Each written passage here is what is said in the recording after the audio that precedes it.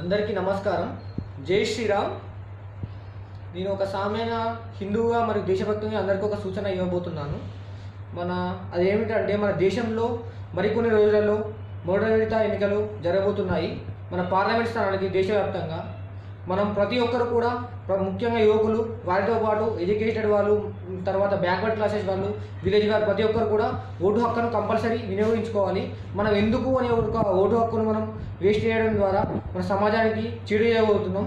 దానివల్ల ఒక మంచి గెలిచే ఒక మంచి గొప్ప నాయకుడు కూడా ఓటమి పాలైపోతాడు. మన ఒక్క ఓటుతోని తన తలరాతనే మార్చేస్తుంది. కావున ప్రతి ఒక్క యువకులు కూడా కంపల్సరీ ఓటు హక్కును వినియోగించుకోవాలి, మరియు అవేర్నెస్ తీసుకురావాలి, ఓటింగ్ శాతం పెంచాలని విజ్ఞప్తి చేస్తూ, మరియు మరొక విషయం ఏమిటంటే ముఖ్యంగా దేశవ్యాప్తంగా కూడా మన మోడీ హవా ఉన్నది. నరేంద్ర మోడీ గారు మన ప్రధానమంత్రిగా ఒకసారి గెలిచారు. అంతకుముందు 60 సంవత్సరాల నుంచి మనం కాంగ్రెస్ పరంగా చూసాము. డెవలప్మెంట్ అనేది ఏం లేదు.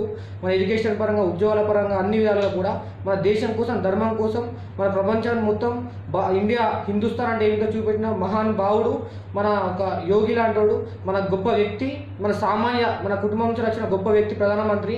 ఆయన రోజుకు 24 గంటలకు 18 గంటలు కూడా వర్క్ చేసుకుంటూ మన దేశం కోసం, మన యొక్క ఆర్థిక పరిస్థితి, మన దేశాన్ని ప్రపంచంలోనే అత్యధిక మొదటి స్థానంలో ఉంచడానికి చాలా కష్టపడుతున్నారు. కావున ప్రతి ఒక్కరు కూడా బీజేపీ పార్టీ లోటస్ సింబల్కి, కమలం పువ్వు గుర్తుకు ఓటేయాలని, ముఖ్యంగా మన తెలుగు రాష్ట్రాల నుంచి కూడా మన మోడీకి బలం చేకూర్చాలంటే బీజేపీ అభ్యర్థి ఎవరు నిలిచినప్పటికీ కూడా తెలుగు స్టేట్స్ 2 రాష్ట్రాల నుంచి కూడా బీజేపీ పార్టీ కమలం పువ్వు గుర్తుకు ఓటేసి మన ఇక్కడ ఉన్న కార్యకర్తలందరినీ మరియు పార్లమెంట్ అభ్యర్థులందరినీ కూడా పార్లమెంట్కు పంపాల్సిన అవసరం ఎంతైనా ఉంది.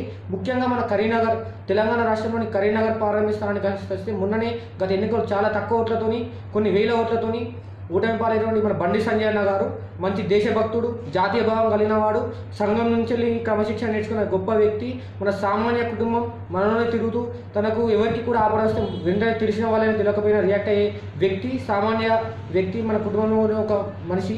అట్లాంటి మనిషిని గెలిపించుకోవడం ఎంతైనా అవసరం ఉంది.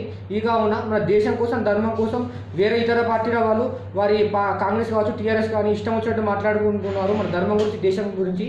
కావున దానికి తగిన గుణపాఠం చెప్పాలంటే మీ అమూల్యమైన ఓటును కంపల్సరీ బీజేపీ పార్టీ తరఫున మన కరీంనగర్ ఎంపీగా, పార్లమెంట్ తరఫున అభ్యర్థిగా పోటీ చేస్తున్న బండి సంజయ్ కుమార్ అన్న వారికి ఓటు వేయాలి. కమలం పువ్వు గురించి ఓటు వేయాలి, లోటస్ సింబల్కి ఓటు వేయాలి.